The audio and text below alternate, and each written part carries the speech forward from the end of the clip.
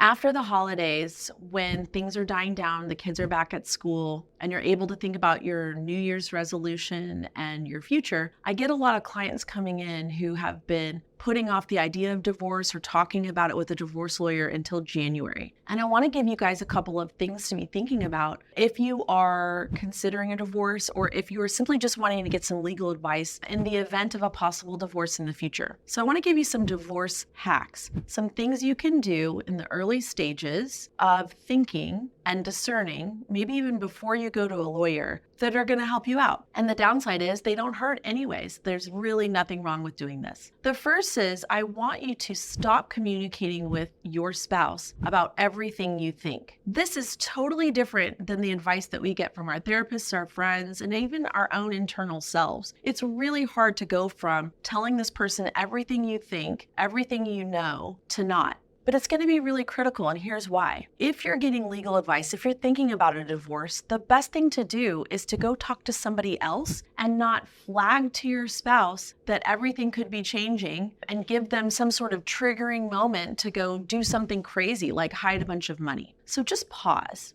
If you're thinking about a divorce, talk to a divorce professional about it, talk to a therapist about it, but don't flag every single waking thought you have to your spouse. So that's a hack and a tip number one. Everybody's nodding along saying, of course, yeah, that sounds great, but it's so much harder in reality. So really consider this when you're talking to your friends or thinking about your next step, is to just stop communicating. Information's power. Did you know that? The more I know about my opponent, the more prepared I am. So why would we give anybody a head start on what we don't even know we're going to be doing? So everybody just keep your thoughts to yourself in the beginning. That's my hack number one. Hack number two is start gathering information. Why not? It's tax time soon. You're going to need to get your financial documents in order. If you've never touched a financial document in your life, time to change, time to start. Let's Google what these phrases mean. Let's look for them. So the more you can get your information together and at least know what you don't know which accounts you don't have access to, the more you don't know, the better. Because then once you start to compile your information, you can then take that to an attorney as soon as you're ready to talk to them, and they can go from there. And you'll already have that process of information gathering started. Information gathering is the first step that any divorce lawyer does with any potential client ever. So getting yourself ready for that weeks in advance or months in advance just makes good sense. And if you never make it to a divorce lawyer's office, congratulations, you've just organized your finances and empowered yourself, and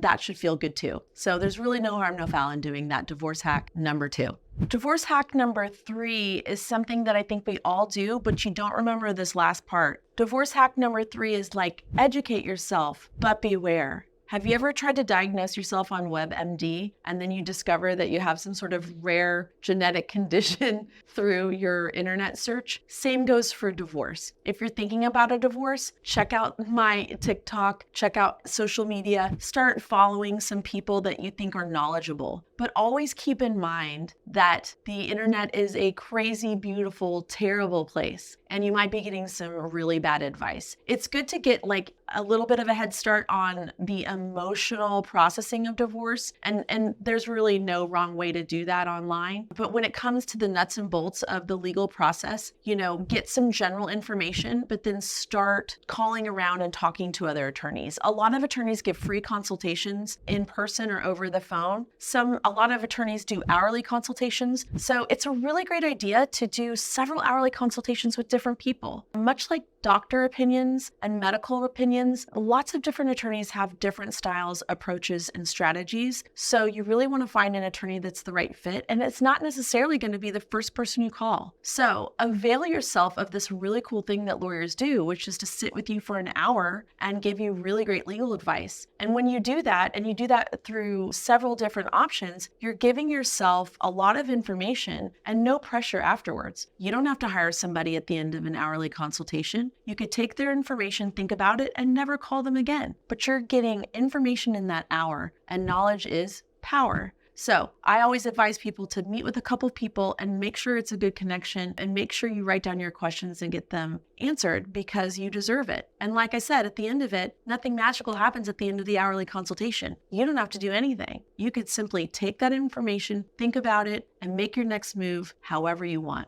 I love my clients who have their ducks in a row, who've thought about this for a while and are more prepared. And I find that the people who have the outcomes they like the most are the ones who've been educated and who've really been thinking about this for a while. So whether or not you ultimately go through a divorce or not, or if you just need a little bit of advice from a divorce lawyer because things aren't working out so well, or you want to be prepared, if you do these divorce hacks, you're going to have a better, more streamlined process if you ever need it. And at the end of the day, if you never have to go through a divorce, you're at least getting more information, which never hurts. Hope this helps.